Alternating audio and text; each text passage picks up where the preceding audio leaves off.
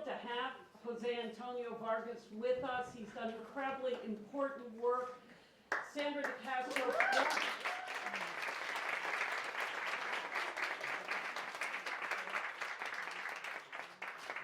Let me just tell you briefly what's going to happen over lunch. So first, Sandra DeCastro Buffington, who, as you know from an earlier Grand Rounds, is our founding director for our Global Media Center for Social Impact, which really led the way in creating this event, is going to introduce Jose. Then he'll give a presentation. We'll see some film clips. It should be a fantastic talk, and we're going to make sure to save a lot of time at the end, because we know in this room we have students, we have staff, we have faculty who are organizing and leading around these issues, both locally, across the state, and around the country. So we're really eager for a great dialogue on it. So, Sandra, over to you.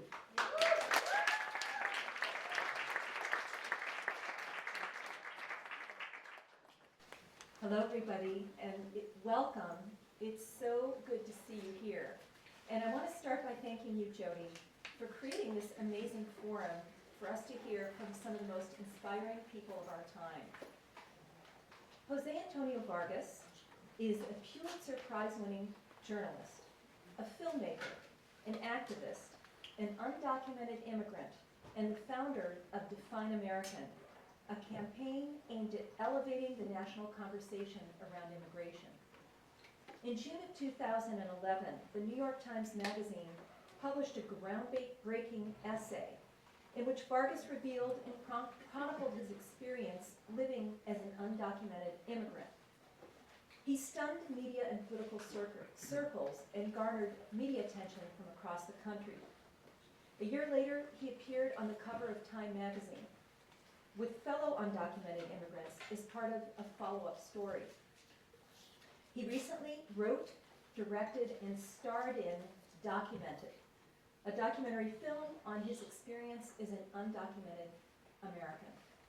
Its world premiere in 2013 was the centerpiece of the AFI Docs Film Festival, and he had a premiere on the West Coast at Creative Artists Agency. And it was at CAA just over a year ago that I hosted a panel on citizen change makers, and Jose agreed to speak. His remarks were so inspiring that we all wanted to hear more. And when he called to tell me that his film was coming out, I was so excited, particularly because he said he wanted to collaborate with the Global Media Center for Social Impact around the topic of immigration. So, Jose's film is premiering at the Landmark in Westwood on May 9th. There are flyers here. Don't miss it. It's one of the most important films of our time. Jose. Thank you, Sandra. I don't want to spill anything. Oh. I have to tell you, this woman is amazing. She is, she's amazing because she's connecting dots that I think must really be connected. What they've done, for example, with just putting healthcare on television shows and programs have been groundbreaking. And Define American is working with the Global Social Impact Project here to figure out how we can better integrate. I mean, if you think about it, this is really the argument that I want to make, as people ask me why films and why culture, right? If we just look at what's happened with LGBT rights, I don't know about you, but I still feel a sense of whiplash. Just 10 years ago, President Bush got reelected on the back of opposition to same-sex marriage. Just 10 years ago. And now, Ken Mehlman, who used to be the head of the Republican National Committee, has now been fighting for same-sex marriage. And same-sex marriage is inevitable, right?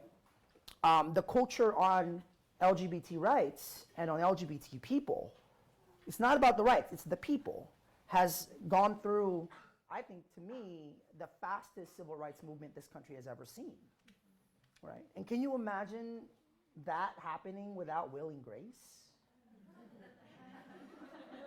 I mean, really. Will and Grace started airing on NBC in 1998, the same year Gay Straight Alliance was born in San Francisco. That wasn't it was an accident, but it actually makes a lot of sense. Because will and grace basically made the argument that for every will, there's a grace, right? So there's the straight best friend, the straight brother, the straight sister, the straight coworker or classmate who advocates for the gay friend. We need that exact same kind of cultural change on immigration, and we don't have it. That's why, for the most part, we're still seen as quote unquote criminals who are taking away from this country, who aren't even American. And that has become really clear to me. So ever since coming out, I am a reporter at heart. So I've done about 200 events in 43 states in 2.5 years. I actually, before here, this is actually my last, I've been on 10 cities in 14 days, and then I go back home to New York, thankfully, tomorrow. But most of those cities that I've been are in conservative areas where they're just confused, where they don't know what a Filipino is. I'm like, there's like 100 million of us. You should know that there's a lot of us. Asian guy, Hispanic name, it's called Filipino. FYI.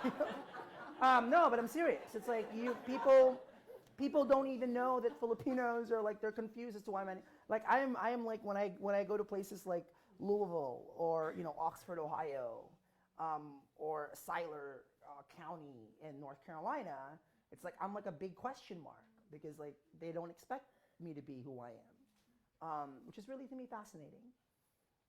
And what is the role of television shows and movies and culture, right? If you think about it, how well integrated are people like me, documented and undocumented, in television shows? Why can't Sofia Vergara, I've been praying that Manny from Modern Family could be a dreamer. How amazing would that be? Like, why can't we have, like, I mean, for me, I don't know what I would do without sense of humor. Like, it's like ripe for really good comedy. So that's the kind of argument that I'm making. That's why I made a film. That's why I'll continue to make films and TV series, actually. So I'm going to show you the trailer for the film. I hope this works. Which kind of just, it shows you the scope of the film, right? We've been filming I filmed for about 3 years, about 110 hours of footage. And I will tell you before I play this that this is not my original concept for the film. Originally, before I started filming, I thought I was going to do have people seen The Inside Job? A documentary on the root to the financial crisis, which is really what documentarians would call like an argument essay film, right? Charles Ferguson makes an argument, a thesis, and basically follows it. And if you haven't seen it, you really should see it.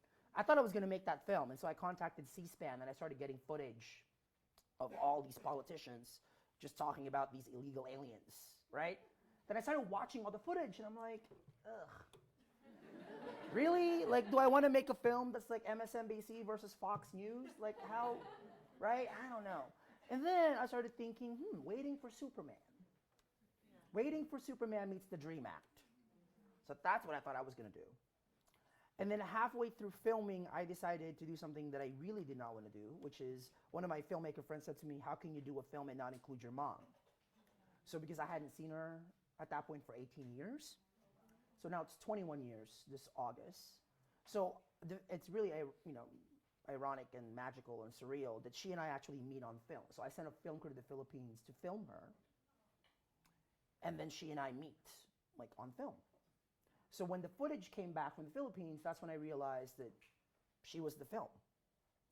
But that's a really hard decision to make in terms of like, I could barely deal with my own mother, much less put her on film, to share with people. So the film is going to be airing, it's going to be in theaters across the country. We actually open in New York on Friday. And then it goes to LA and Phoenix starting next Friday. And then it spreads to Chicago, Denver, Seattle, Miami, San Francisco. And then CNN is going to air the whole thing in summer. They're going to announce it pretty soon. So here's the trailer.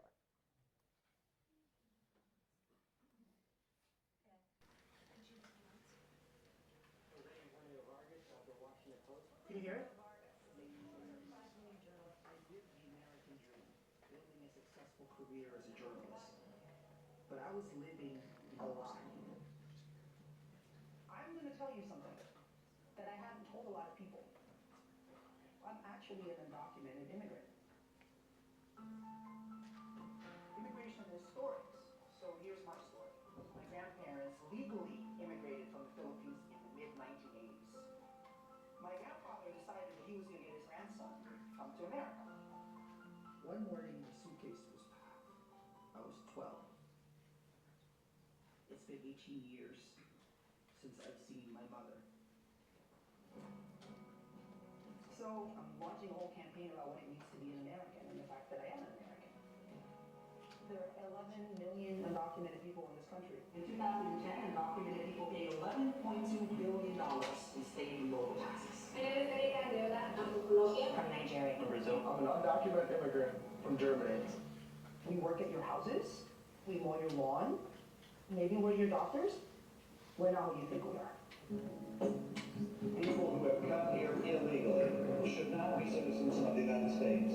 So what happens in Iowa if you discover as a cop that somebody's an undocumented person?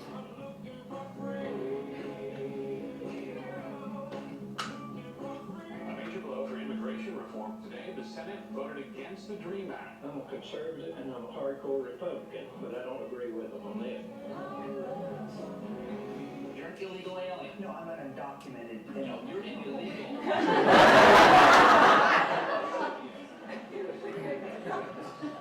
See, people who came here to do good for this country. We dream of a path to citizenship. We dream of contributing to the country we call our home.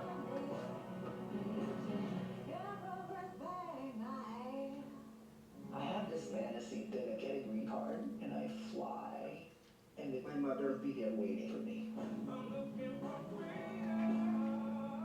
Can I play one more clip? Is that okay? Okay. Let's play one more clip just to show you like the scope of the film. Hold on. This. I'll play this.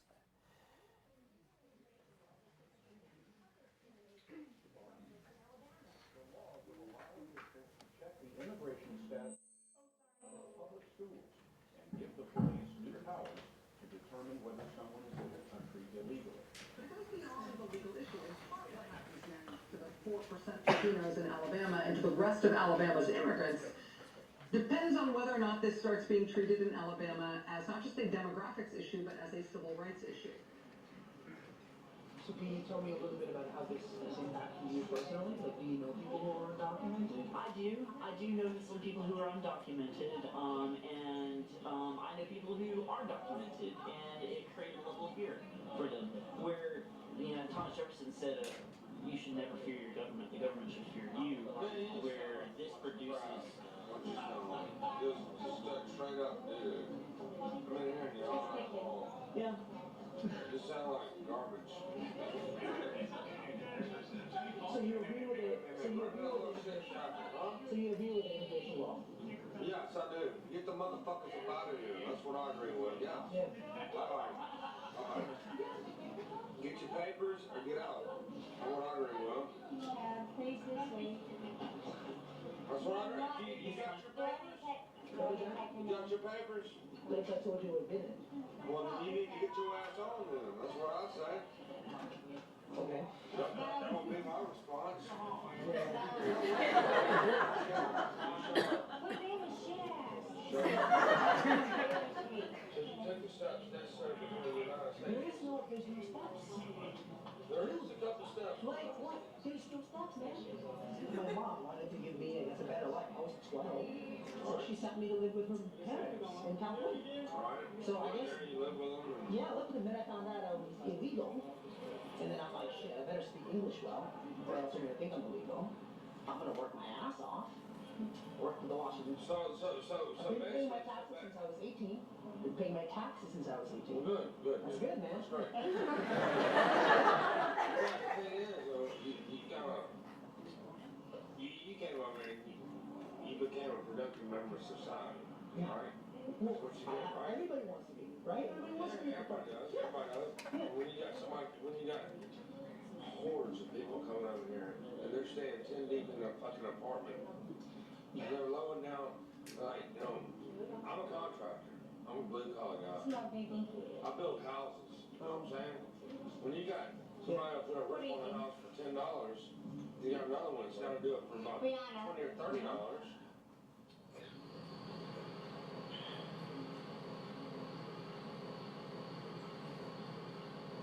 I own 32 acres here. And are you born and raised here in Alabama? Yes, born here and raised in Alabama. I don't farm on the scale that I did at one time for the simple reason that I'm getting older. Paco is the nickname of my Latino worker, and it's a friendship, and he works with me also. I'd rather say he works with me than for me. If I go to Paco's house, his 3 children come hug me just like my grandkids come hug me. That's one of his little son, the youngest one, but I've accidentally erased the other. But Latinos are scared. If they're here illegally, they're scared. If they're here legally, they've got family members that they're scared for. But the idea that if I've got Paco in a vehicle with me, then I'm liable also, and I can be arrested. Well, that's telling me who my friends, the state of Alabama, telling me who my friends can be.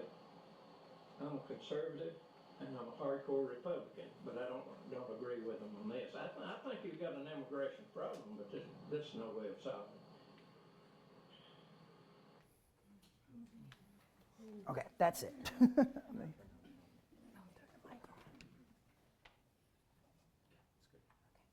That scene is really, really important, especially when I show it in the South.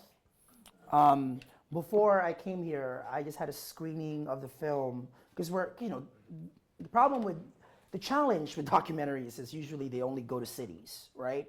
Like, Coleman, Alabama is not going to see this film until I go there. Although CNN is going to air the whole thing. So I'm really happy about that. And I'm really proud because a third of the film is in Tagalog, my native language. And so one of the execs at CNN was like, I don't think we've seen a film in Tagalog this much on national television. I'm like, yes. They'll see lumpia, it'll be great. It's great. So, but this scene is really important because when you go to North Carolina and you go to Ohio, I screened the film at Miami University. If you've heard of this university in Ohio, Oxford, Ohio, 92% white. They call it the country club school. It's where Paul Ryan went to school. And it's in Speaker Boehner's district in Ohio. So we showed the film to like maybe 300 or so students. It's amazing. One kid came up to me, I was just telling Sandra, one young woman came up to me and said, are you prepared for the shitstorm that's gonna hit when you air this on television? Because I think it's been cemented in people's heads, right, that about what this issue is supposed to be. I mean, people are just shocked that I'm not Mexican, as if there's something wrong with being Mexican. And I have to say, I'm in LA, I'm at UCLA. I have to tell you, like, probably the most tragic thing for me in all the traveling that I've done is how many people just use illegal and Mexican interchangeably.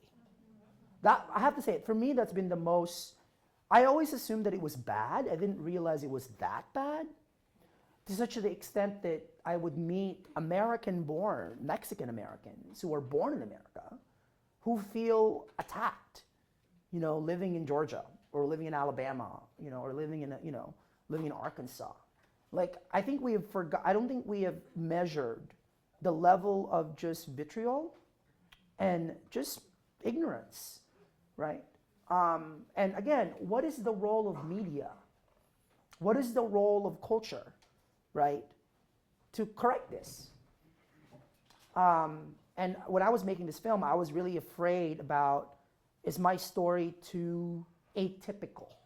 People would tell me, but you don't really represent the typical immigrant experience. And then I started internalizing that comment. One man said to me, but you've been too successful. Too successful. And then I internalized that kind of feeling of guilt about my own success. And then I started thinking, wait a second, like, when I was a reporter at the Washington Post, that's what all of these Ivy League educated, mostly white people made me feel. And I'm sorry, like, I didn't apologize for my success then, and I'm not going to apologize for it now. And I don't think it's quote unquote atypical, right? I think wherever we come from, that's why it's really important. I showed you that scene in Alabama because I think it's really important to kind of go there, right? So the film travels to Alabama, Iowa, where I crash a Mitt Romney rally. That was really interesting. And then there's this wonderful scene in the film on a meeting of undocumented mothers. It's called Dreamers Moms.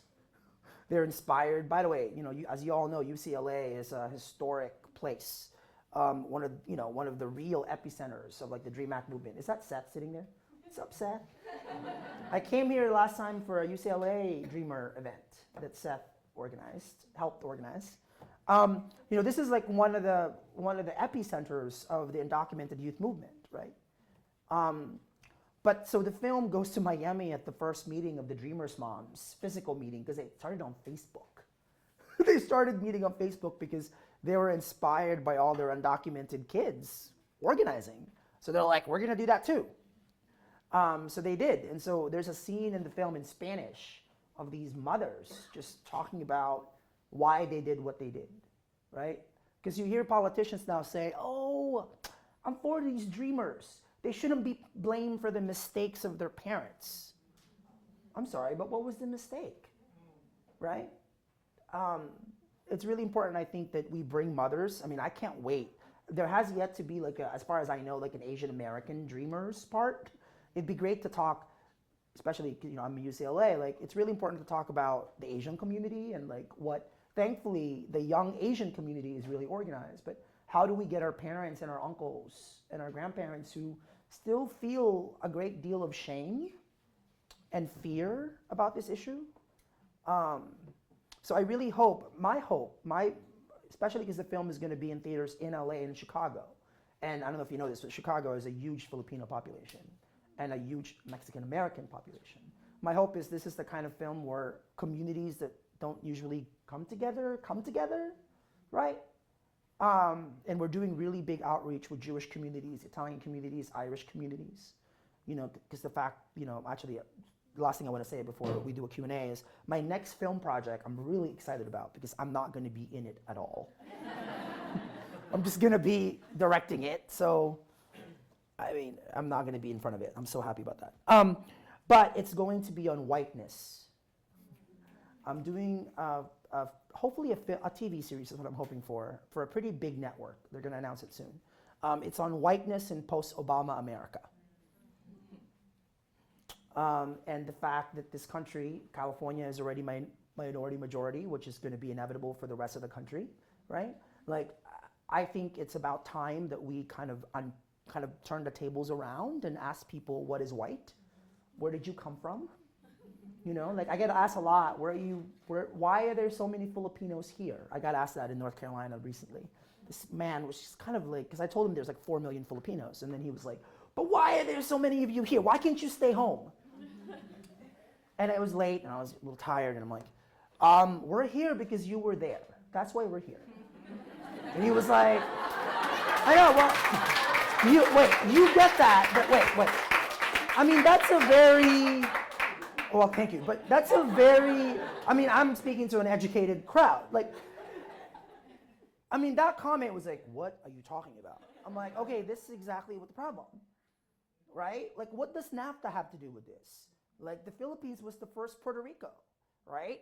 It was the first U.S. territory. Before there was Iraq, the Philippines was Vietnam, and now you're going to turn to us and ask us why we're here? How dare you?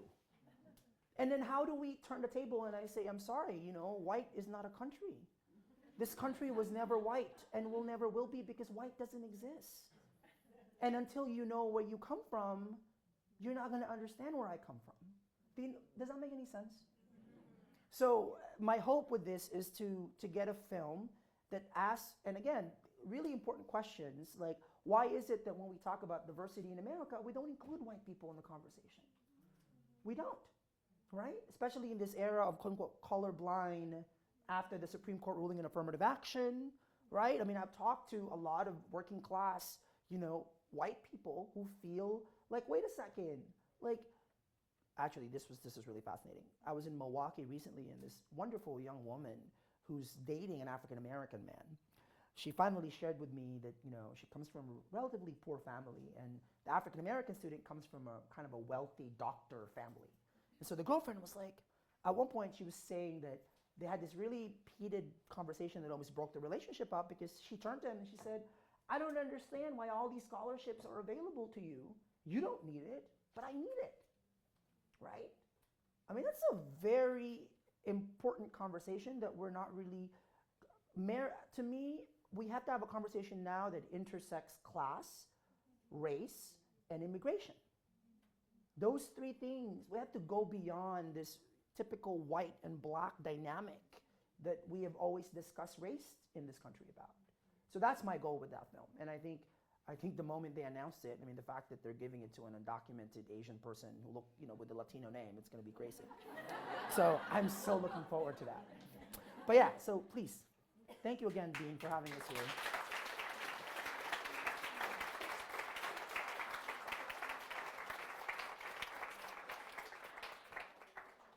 Thank you so much. So you can tell why we're thrilled to have Jose here, and I'm just going to open it up because I know we have both so many ideas in the audience, so much experience on these issues, so it's wide open for discussion. And please take flyers, because I'm really hoping we fill theaters. Spread the word. It's really important. This is where Facebook is really, really amazing. Just tell people are going to go, oh, who wants to see an immigration film? Right? Tell them that it's not an immigration film. You know, it's funny. Sort of. Hi, I'm gonna have to leave early because I have to go back to work, but my name is Heidi, I'm a doctoral student here. You're a what student? Doctoral student? Scared of you. And I'm just curious, you talked about kind of the trajectory through which you developed what the storyline of the film was gonna be, and I was just curious, what were some of the other major challenges that you encountered, either in the filming or in the editing process? Oh God. So you know, in the end of the trailer, you see my mom. You see her, like you see a shot of her. So she actually talks to the camera, like the third, 3 acts in the film. The third act is basically her act. And so there's 7 hours of raw footage of her talking to the camera. So when the footage came back, is when I gained like 20 pounds, because I had to watch the footage, of course, and I had seen more of her on film in front of my big laptop computer than I have like physically. So it was just weird. Like last time I saw her, she hugged me and put me on a plane. I was 12, she was young. And now, I guess all these things that I've escaped, when I was younger, when I found out that I was quote unquote illegal, and that my grandparents basically didn't tell me what the situation was, I just felt so lost and betrayed and kind of like, why did anybody tell me this?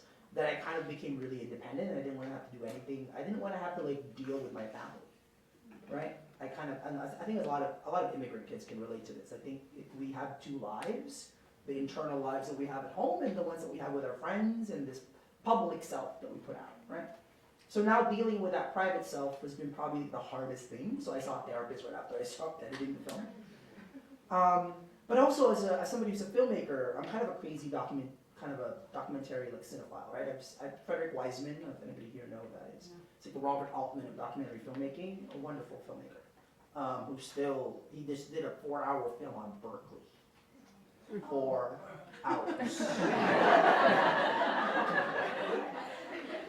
It's fascinating. I wasn't bored, but I was like, how do you do that? And it's just kind of like a meditation of like, Berkeley and public school, and so he's like a big hero of mine. So it's really hard to pull off a personal film because you don't want to be self-aggrandizing. The last thing I wanted was like, oh my God, like he's a hero. Like I did not want to have to do anything with that. And so how do you do a film that's really honest, right? The camera has a really high bullshit detector. The moment you put a camera in front of somebody, it's like it's gonna judge, is this person being authentic, right? So that probably was the hardest part, because as somebody who doesn't have any, if you go to my apartment in New York right now, there's not any photos of me anywhere in the apartment. I have one mirror in the bathroom. That's it. So for somebody who doesn't like looking at himself to all of a sudden editing himself has been just the most, oh my God, pimples. I mean, talk about lack of vanity. It's like one of my gay friends was like, dude, like, could you have combed your hair? Did you expect to get dates after this? He was kind of right, but it was just like, it's right, and then the lack of vanity. So that's probably was the hardest part, was just making sure that I tell the story in the most complex way I can. One of my earlier collaborators, when we were storyboarding the film, said, I don't think we should put in the fact that you're gay in this film, Jose. It's too much. And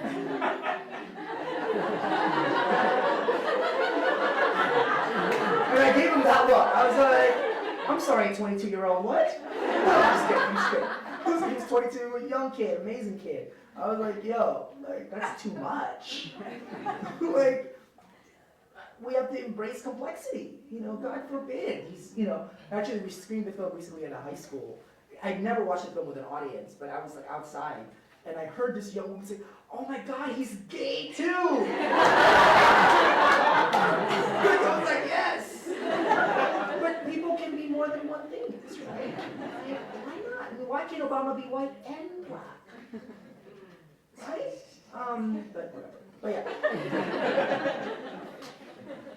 Yes. I suspect from the clips you showed us that you would support comprehensive immigration reform, or you're hoping for it. Yeah. So I was curious what your reaction you've received in DC, particularly from those on the side of the aisle that have historically blocked immigration reform. We've screened the film in DC a couple of times. Yes, of course I'm for immigration reform. But I have to tell you, what we're facing is beyond pieces of papers that anybody like me could get. Right? That definitely has become clearer to me as I've traveled this country. When you have American citizens who just happen to be brown or Asian, feeling completely alienated by their own communities, right? That's more than, a piece of paper can't solve that, right? I mean, as far as I'm concerned, I'm an American, I'm just kind of waiting for my own country to recognize it. So, yes, I'm for reform. I think the fact that, and let's also talk about privilege, right? Like, so every day about 1,100 people get deported. What did I do? I made a film. There's actually a scene in the film where I call the government, and I'm like, hi, I haven't heard from you. I mean, right? Because people are like, why hasn't Jose gotten deported? So I call the government. Now, it's funny, but it's not. Like, right? So, to kind of, again, you have to expose this system, And the woman on the other line was like, and you'll see it in the film, I won't show that to you because I really want you to see that. So this woman on the other line was like, what are you doing? And she was like, what are you calling? Like, what are you doing? And I'm like, what are you doing? and she said, and I'm like, yo, like, because I was writing a cover story for Time Magazine. Literally the first sentence in the Time Magazine cover story was, are you going to deport me? So I'm like, hey, I'm on deadline, I need a comment. And I know. She was like, no comment, we can't comment. And then, but honestly though, let's think about that as a metaphor, right? No comment. To me, that's a metaphor for how the American public at large thinks of us, right? Like, you guys are in LA.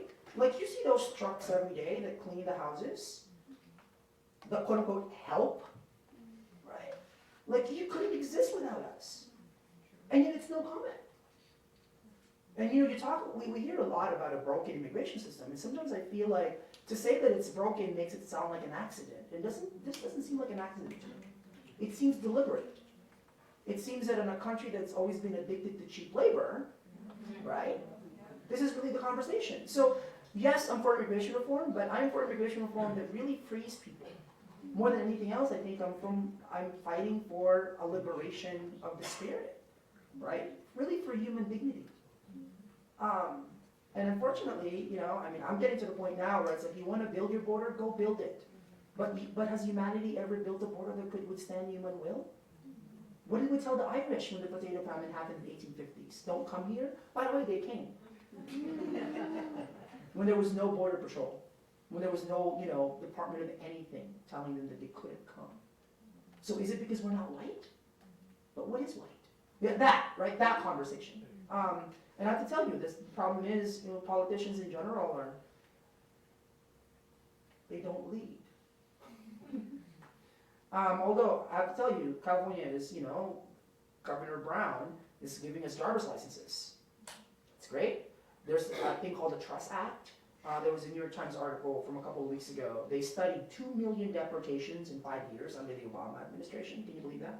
2/3 of those deportations came from minor infractions, many from traffic violations, meaning somebody who gets pulled over, doesn't have an ID, before you know it, they're in jail, before you know it, they're deported. 2/3. So getting a driver's license is really important.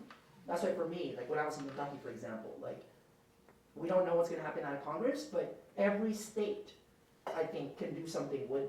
There's 4 states right now in America: Arizona, Montana, Georgia, and Alabama, where undocumented high school students can't go to college. Really, why? They can't all just mow your lawns and babysit your kids and serve you drinks. Or is that what you want them to do? Right? I have a very related question. At any point in the film, do you touch upon any sort of, I guess I should say, the history of imperialism and economic exploitation? I wanted to. I mean, that's a great question. So there's a great film called The Harvest of Empire that really talks a lot about, again, the history of colonialism and NAFTA and why, this economic dependency, right? There's a film called Lost in Detention by Maria Hinojosa about deportation policies of the Obama administration. It's a 90-minute film. And it was one of those things where I'm gonna give it away. The first 2 lines that you hear in the film is when I say, growing up in the Philippines, I always knew I was going to America. America was inevitable. America was inevitable. That's the only way I could seep in there, my Howard Zinn economist kind of without drowning the film. Right? We can make all the intellectual arguments that we can. I mean, that whole thing about when I say that undocumented people pay taxes, people are like, what? We didn't know that, right? But economic, rational arguments, I found, only go so far. You saw the drunk dude. This is a visceral thing, right? And so that's why I ended up making a much more kind of I grew up, when I was younger, anybody who's Filipino, there's a thing called Maalala Mo Kaya. It's like a telenovela. And when I was editing this film, I was like, oh God. No offense to Sabado Gigante and telenovelas, but I just did not want to make an overly, oh my God, I just didn't want to do that, But I think I made the right decision in all of a sudden making it about the mother and son relationship. Because what ends up happening is when I do screenings, for example, I just did one in front of Republican women. And they were like, after they saw the film, the conversation all of a sudden wasn't about border security. It was about what wouldn't a mother do for her son, right? So that's why. But I wish, because maybe that's going to be the white film, I don't know. But yeah, not so much, not too much, unfortunately. Yes? Just to comment on, well, not to comment, suggest, there's a book called Whiteness of a Different Color. Oh, I haven't read that one. It's very dense, and it's very thick. Oh, I'm dense. What is it called again? Whiteness, it's by, I think it's Mark Jacobson, but Jacobson is the surname. Okay. It's either Whiteness of a Different Color or Whiteness of Another Color. Okay. Right? But Whiteness is the first name of the title. It's incredibly dense. The gentleman did his homework in documenting the different, the transformation of immigration laws in this country from the beginning, from the 19th century, so 1800s. And he also did his homework substantiating a different, he's a journalist. Yeah. He went through wonderful articles, wonderful meaning they're informative. They're actually quite horrific stories about immigrant experience in the United States. That whiteness, that Europeans, So what Polish and the Italians and the Irish had to go through, yeah. Jewish, yes, everything. So I think that would really inform Oh, great. what you're working on. I have to ask you, by the way, so I'm at UCLA, and this is a pretty incredibly diverse, like, how are people here dealing with immigrants and just kind of, you know, outside of the UC, kind of this area? I'm not from here, so I don't know, but what are some of the struggles? What are some of the gaps that need to be filled? I'm just curious. Seth, you want to jump in and tell me? I think one of the struggles that we had in the beginning of the year was Jen Napolitano, who used to be the DHS Oh, secretary, jeez, became the Janet. president of the UC. Yes. So, Seth, I'm glad you bring that up.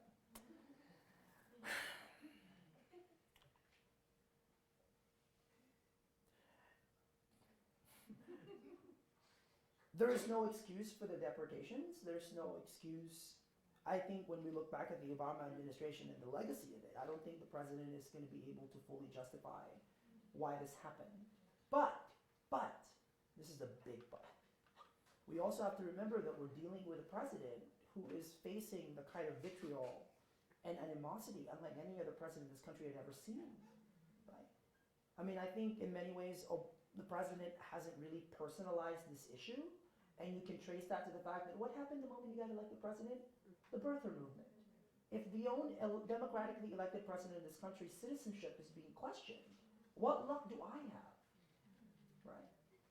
So, this is gonna sound crazy and stuff, don't kill me for this, but I will never, of course, justify what Napolitano did in the same way that Condoleezza Rice and what happened with Iraq cannot be justified. But how do we find any sort of empathy or any sort of, whenever Napolitano comes, are we all just going to protest her wherever she shows up?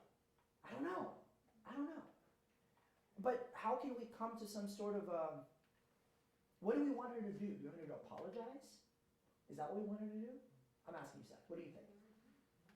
I don't know. I think one of the struggles that we had is some of our undocumented student friends here in UCLA, their dad was deported under Napolitano's administration, you know? And I think... Which is under the Obama administration, which Yes, reports to the also, Republican yes. Congress, right? Like, so I have an editor. So my editor is an African-American woman for the film. And there's a section in the film where I say, Barack Obama has deported 2 million people more than any other modern president. And my amazing editor, Sabrina, turns to me, she says, okay, I think you should definitely criticize the president. But Jose, like, you can't criticize the president and not criticize the Congress. Yeah. And guess what, Sabrina's right. So I have to add that President Obama, with a Republican-controlled House of Representatives, you know that, right? We have to be intellectually honest. I'm not, again, it's not excusing the president and the fact that at the end of the day, there hasn't really been for him. I have yet to see the president talk about this issue at a personal level. Where's the immigrant in Obama? I don't know where it is, right? But I think we have to be honest with him about, I mean, look, we're still living in a sterling world. By the way, did you know that Donald Sterling's last name was like Tofowitz or something? Did you know this? And he changed it to Sterling because he wanted to be more American.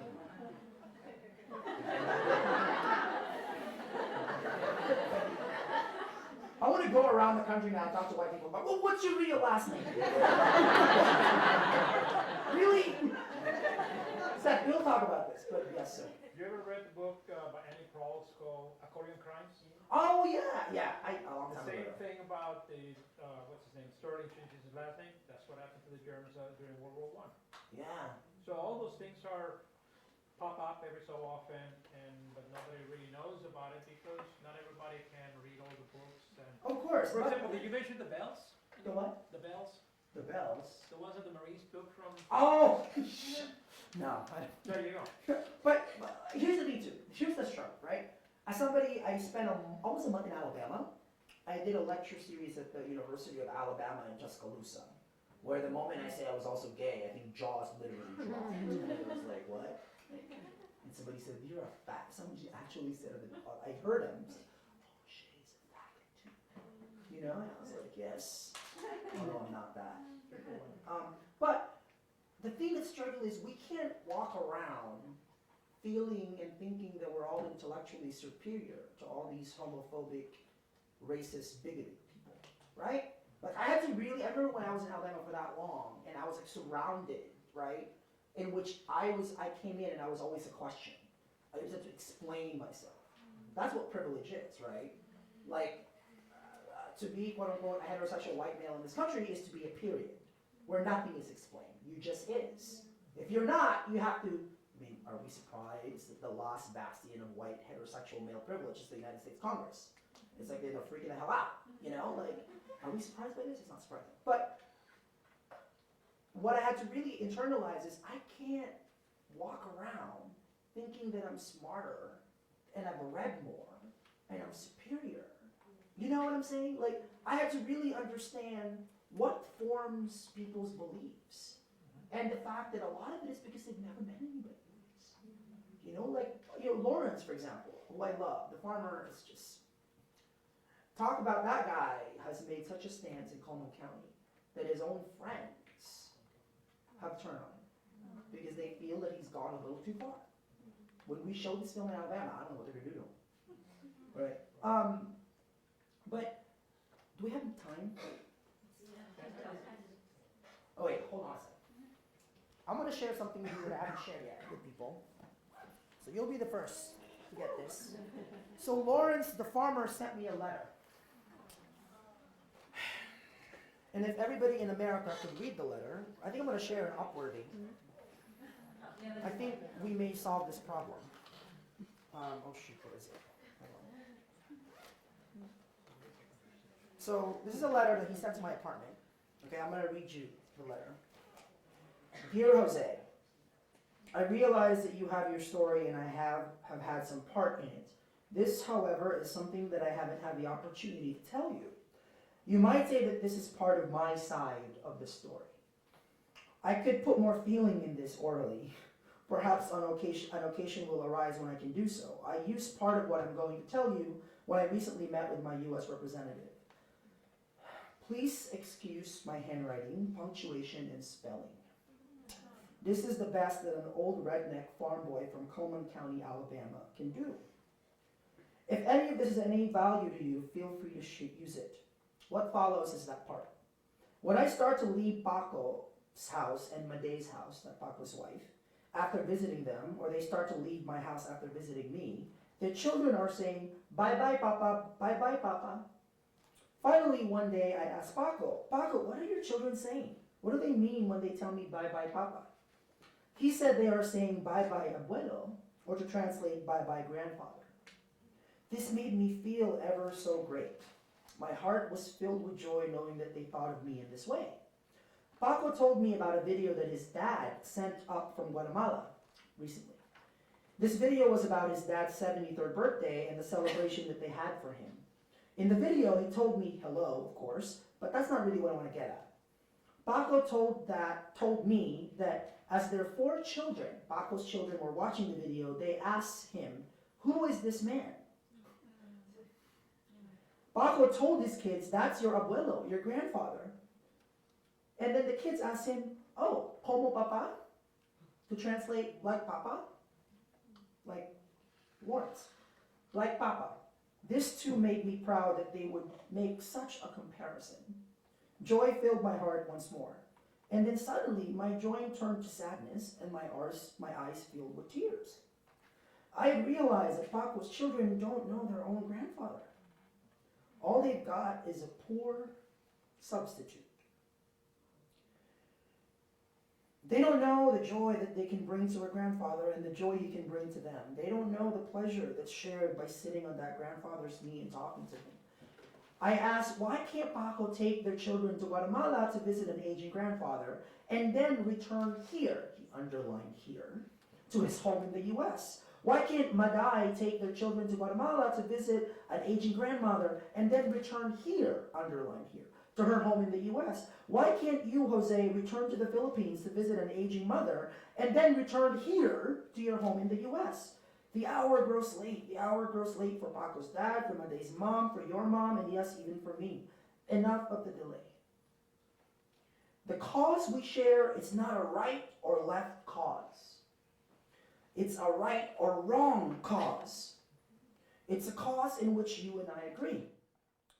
I have to end with a question. My Latino friends, my Latino family, how could I not be for them in their struggle? However, there's one thing further that I will say. You and I may be poles apart politically, We may be poles apart on lifestyle. We may be poles apart.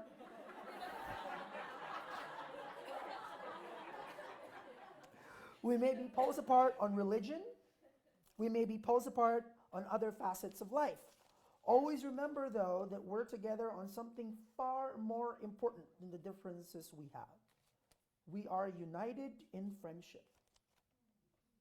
I have taken enough of your time. Thanks for letting me share a part of my side of the story. May God be with you. May God be with you. Jose. Lawrence. So hold on. It's in binder paper in perfect cursive. And then I called him. I have to tell you, this is probably one of the most heartbreaking letters I've ever gotten. Because having spent time with him, I know that this has probably not have been easy to him to write. He said he'd been drafting it since he and I met. He and I met in October 2011. So finally it arrived, and the humanity, the humility, and the nuance. And you know what's really sad about this? The first time I met him, I thought, oh, I stereotyped him in my head. I did. I was like, this is going to be interesting. And then the moment he says, he works with me, not for me, I was like, okay, what's going on? We cannot ask empathy out of people if we're not ready to give empathy back. And the word here is empathy. The word here is empathy. So isn't that an amazing, amazing, amazing letter? So thank you. I think that's all we have. Thanks. Thank you.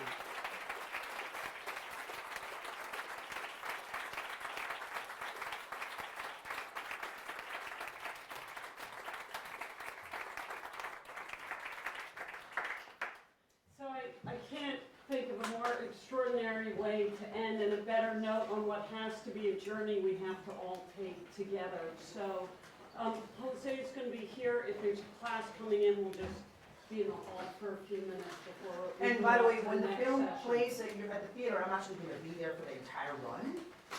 And so if people have questions after they see the film, please take your family and your friends. Tell them it's not an immigration film.